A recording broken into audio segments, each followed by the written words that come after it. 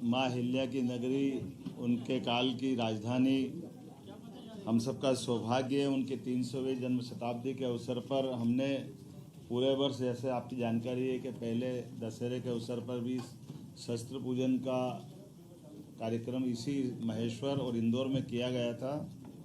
ये हमारी प्राचीन गौरवशाली अतीत की राजसत्ताओं के आदर्शों को पुनः नमन करने का ये उपक्रम है। उस भाव के आधार पर हमने आज कैबिनेट की है। मुझे इस बात की प्रसन्नता है कि हमारे मंत्रिमंडल के सभी माननीय मंत्रीगणों के साथ, माननीय उप मुख्यमंत्रीगणों के साथ, और हमने जो निर्णय किए हैं वो भी माँ अहिल्या के उस शासनकाल को स्मृति में रखते हुए आज का दिन ऐतिहासिक बनाने का प्रयास किया गया है। मुझे इस बात की प्रसन्नता है कि आज जब हम यहाँ अहिल्या माता की नगरी में आए तो सबसे पहले हम माँ अहिल्या के उस किले में उनकी राजगद्दी को नमन करते हुए माँ नर्मदा के पूजन आशीर्वाद के बाद मीटिंग में गए, और ख़ास करके दोनों पक्ष के, हमारे होलकर वंश के यहाँ के रिचर्ड साहब जो वर्तमान में राजगद्दी के उत्तराधिकारी हैं, और माँ अहिल्या के मायका पक्ष से हमारे राम शिंदे जी जो चेयरमैन महाराष्ट्र लेजिस्लेटिव काउंसिल के भी माननीय अध्यक्ष हैं, वो हमारे बीच मौजूद हैं और मौजूद थे, जिनके आधार पर हमने अहिल्या माता के दोनों वंशों से जुड़ कर के इस भावना को प्रकटीकरण किया है। कुछ निर्णय आज हमने और अहिल्या माता को दृष्टिगत रखते हुए किए हैं। एक तो खास करके हमारी अपनी सामाजिक समरसता की भावना का जो अहिल्या माता का भाव रहा है, इसी आधार पर डॉक्टर भीमराव सामाजिक विज्ञान विश्वविद्यालय को 25 करोड़ राशि देकर के हमने हमारी जो अंबेडकर विश्वविद्यालय महू में है, इसका विधि संकाय को और अन्य आधारभूत संरचनाओं के लिए ये राशि देने की घोषणा की है, जिस आधार पर हमारा अंबेडकर विश्वविद्यालय और अच्छा हो। आपकी सबकी जानकारी में रहेगा, डॉक्टर भीमराव अंबेडकर की जन्मस्थली महू है, और हमारी सरकार, भारतीय जनता पार्टी की पूर्ववर्ती सरकारों ने ही उस स्थान को एक तरह से तीर्थ स्थल के रूप में विकसित किया है। लेकिन उसके साथ साथ वहाँ के विश्वविद्यालय का भी अंबेडकर जी का चूँकि शिक्षा में बड़ा योगदान है, और आज हमने निर्णय किया कि लॉ में भी उनकी बड़ी भूमिका है, तो विधि संकाय के साथ उसको एक्सीलेंस, सेंटर ऑफ एक्सीलेंस के नाते से भी विकसित किया जाए, इस दिशा में हमने आज निर्णय किया है। कुछ निर्णय और भी किए हैं, जैसे एक निर्णय हमने किया है कि विशेष परिस्थितियों में माननीय मंत्रीगण भी ट्रांसफ़र कर सकेंगे। इस विषय को आज हमने कंप्लीट किया है। हमारे खास करके विधिवत तो ट्रांसफ़र पॉलिसी बाद में आएगी, लेकिन इसमें विस्तारित रूप से करने के पहले हमारे माननीय मंत्रीगण अपने विभागों के अंदर सुव्यवस्था स्थापित करने के लिए इस पर काम कर सके। माँ अहिल्या की जब बात कर रहे हैं तो कल्याणी विवाह को भी प्रोत्साहन देने का निर्णय किया है। हमारी विधवा बहनें या परित्यक्ता बहनें अपना पुनर्जीवन एक विवाहित रूप में आगे निकाले, इसलिए मुख्यमंत्री कन्यादान योजना तो चलेगी, लेकिन खासकर हमारी सरकार इस दिशा में कल्याणी बहनों के जीवन को बेहतर बनाने की दिशा में पूरे प्रदेश में इस अभियान चला करके इसमें प्रति विवाह 2 लाख की धनराशि जो हमारी इस योजना का हिस्सा रहेगी, इस पे हम काफ़ी काम करने वाले हैं। खासकर बीच में ऐसे निर्णय तो बहुत सारे हैं, जैसे हमने आज अपने 3 नए ज़िलों में हमने चिकित्सालय की बात की है, तो पीएम एयर टैक्सी के माध्यम से कल जो आर्गन डोनेशन का बड़ा प्रयोग हुआ है भोपाल में, जहां हमने ग्रीन कॉरिडोर बनाकर जबलपुर से एयर टैक्सियों का उपयोग करते हुए दोनों तरह से ब्रेन और हार्ट ट्रांसप्लांट करने में सफलता पाई है। ये बड़ा निर्णय है। मैं मान के चलता हूँ कि हमारा चिकित्सा विभाग और ये जो शासन की योजनाओं के समेकित रूप से इसी प्रकार के प्रयास चलना चाहिए। आज एक और निर्णय हमारा किसानों से संबंधित हुआ है।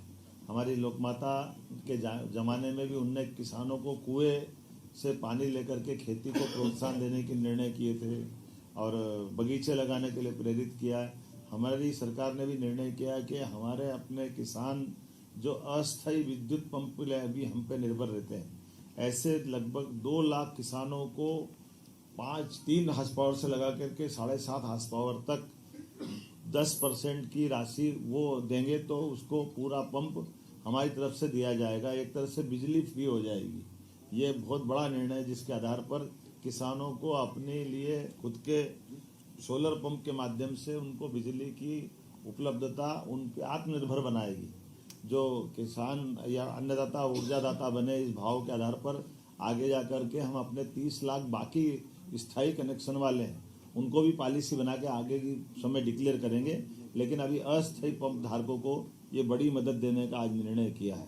मैं उम्मीद करता हूँ इसी के साथ साथ जो एक बड़ा निर्णय हुआ है मंत्रिपरिषद के माननीय मंत्रीगणों के बीच में कि हमारे बीच में ये जो कल डॉक्टर भीमराव अंबेडकर सेतु की जो सौगात भोपाल में दी है, इसके बाद 180 करोड़ की लागत से एक नया सेतु और भोपाल के लिए मंजूर किया गया है, जिसके आधार पर भोपाल की जो खासकर अपने आवागमन के लिए यातायात की दृष्टि से वो बावड़िया भाऊ है ना, बावड़िया भाऊ क्या बोलते हैं, बावड़िया कला, ये हमारी श्रीमती कृष्णा गौड़ जी की विधानसभा के पास का हिस्सा है, लेकिन यातायात की दृष्टि से इसका बड़ा एक लाभ मिलेगा।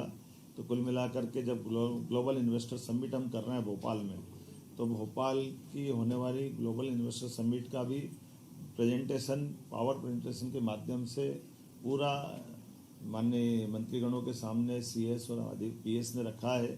जब हमारे प्रधानमंत्री 24 तारीख को पधार रहे हैं तो 24 और 25 के होने वाली ग्लोबल इन्वेस्टर समिट में वो कैसे सफल हो, सब विभागों का तालमेल कैसे हो, हमारा राज्य लाभान्वित कैसे हो, ऐसे अलग अलग प्रकार की और 25 से ज़्यादा नीतियों को भी ला करके हमने आज कैबिनेट में 2 नीतियों से शुरुआत की।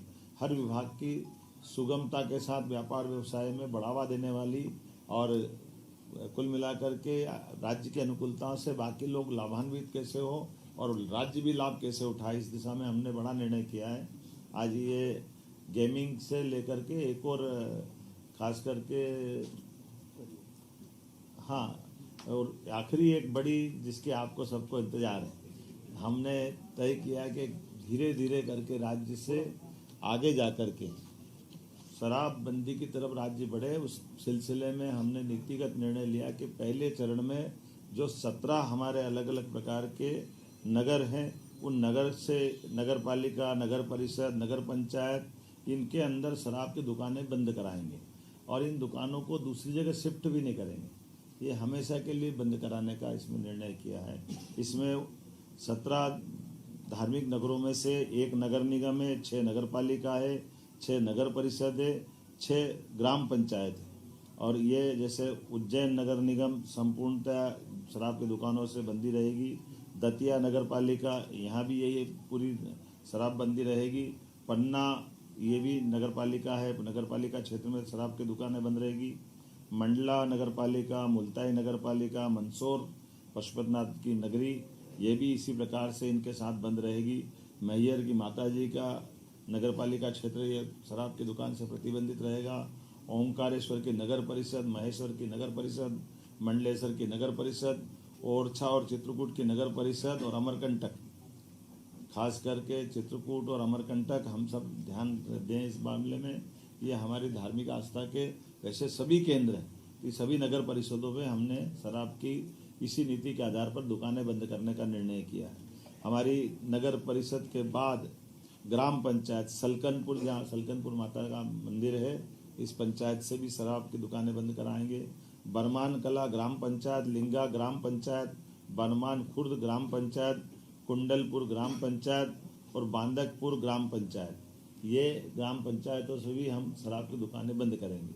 आपकी जानकारी में रहे कि माँ नर्मदा के तट के दोनों तरफ के 5 किलोमीटर के दायरे में शराबबंदी की जो पूर्वत पॉलिसी है, उस पॉलिसी को भी हम जारी रखेंगे। इस पॉलिसी में कोई बदलाव नहीं आएगा।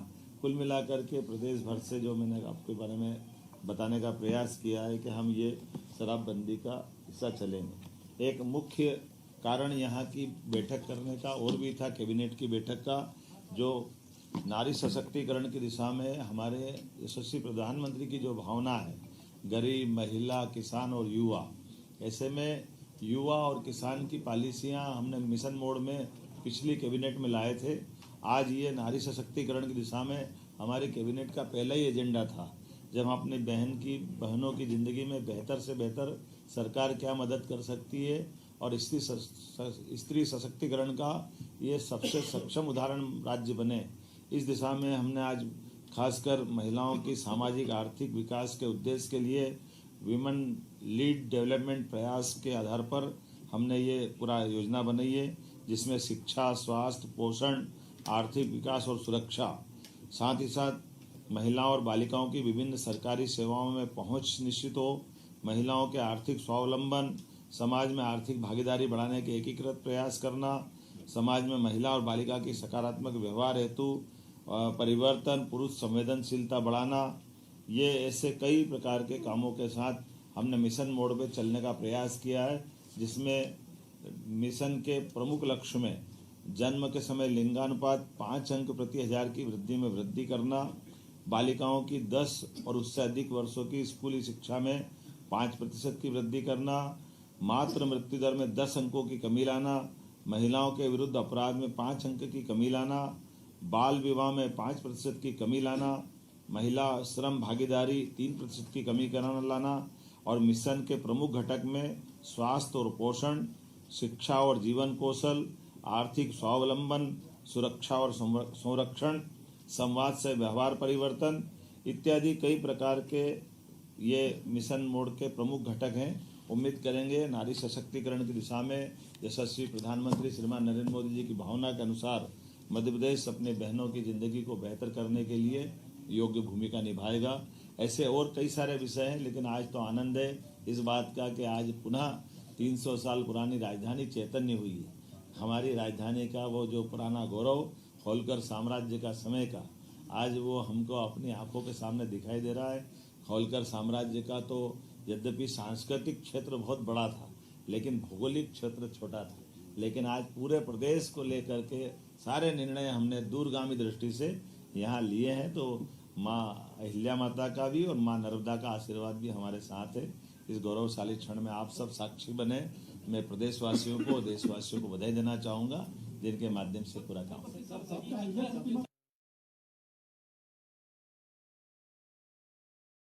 दुकानें बंद कर दी ना, दुकान जब मिलेगी नहीं तो कहाँ से पिएगा।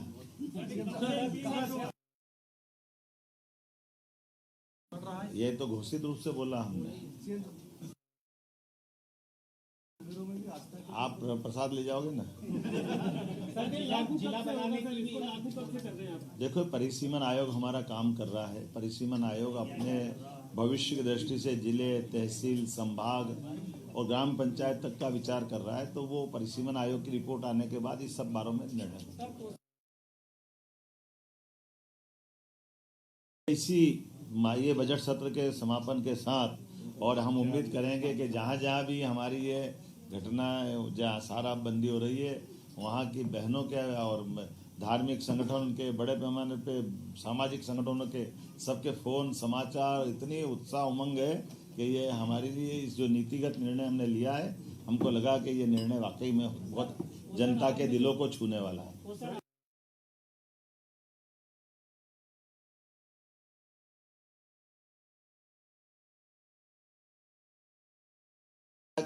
सारी बात आ गई। बहुत धन्यवाद।